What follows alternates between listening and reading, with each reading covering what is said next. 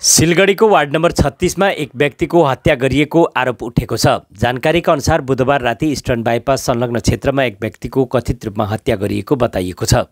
मृतकको पहिचान सिलगढी नगर निगमको ward number 36 निरञ्जनपल्ली निवासी 28 वर्षीय सुदीप सूत्रधारको रूपमा गरिएको छ। बुधबार साँझ मृतक सुदीपलाई इस्टर्न बाइपास संलग्न क्षेत्रमा केही साथीहरूसँग देखिएको थियो।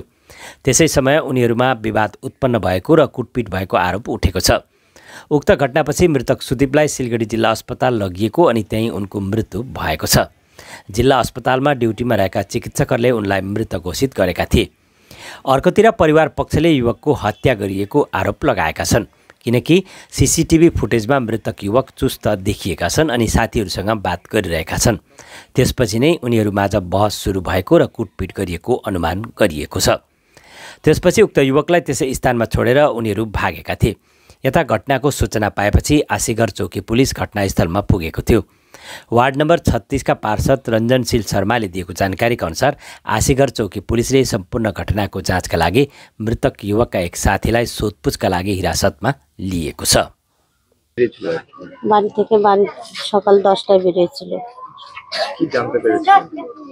ওই তো বললাম যে রাত 12টার সময় পুলিশ আসছিল, পুলিশ এসে ডাকে নিয়ে গেল। তারপরে গাড়ি করে আমাদের নিয়ে গেল হাসপাতালে। তারপরে ডাক্তার বলছে যে মারা গেছে। আর পুলিশ কি বলছে এটা এই বিষয়টা নিয়ে? সেটা আমি ওনার সঙ্গে পুলিশের সঙ্গে আমি কথা বলিনি। কারা কারা ছিল জানতে পেরেছেন ওর সাথে? সেগুলো তো ফুটেছে দেখাইলো তো। চিনেন কাউকে?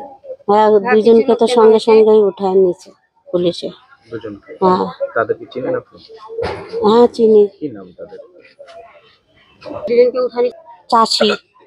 আর আরেকজনের নাম?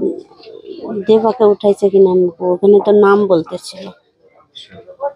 এই এলাকার নাম? এটা নিরঞ্জননগর 36 নম্বর ওয়ার্ড। না, প্রথম কথা হলো যে মার্ডার কিনা বলতে পারছি না। আমি ঘটনাটা শুনলাম যে এই ধরনের ঘটনা একটা ঘটে গেছে, যে গতকাল রাতে ওরা আমি এটা ওদের কিছু ওখান থেকে শোনা বা দেখা কিছু ক্যামেরার বন্দি তাদের দেখলাম যে ওদের একটা নেশার একটা গ্রুপ এখানে আছে, বহুদিন ধরেই আছে একটা।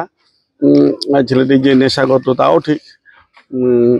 এবার কোথাও এমন কোনো ছবিতে দেখলাম না যে কেউ কাকে মারছে বা হচ্ছে, ওদের সঙ্গে মেলামেশা করছে আছে এটুকু দেখলাম। বাকিটা ছবিটা আমার কাছে পুরো আসেনি, এটুকু দেখলাম। আর এদের দিকেও কেউ এখনো দেখেও নি যে ঘটনাটা ঘটেছে। এখন বাকিটা নির্ভর করতে হবে, এটা যেহেতু খুব নেশা করে, নেশার জন্যই ঘটনা ঘটেছে আর না অন্য কিছু হচ্ছে, সেটা পোস্টমর্টম রিপোর্ট না আসলে কিছু বলা এখন এই মুহূর্তে ঠিক হবে না।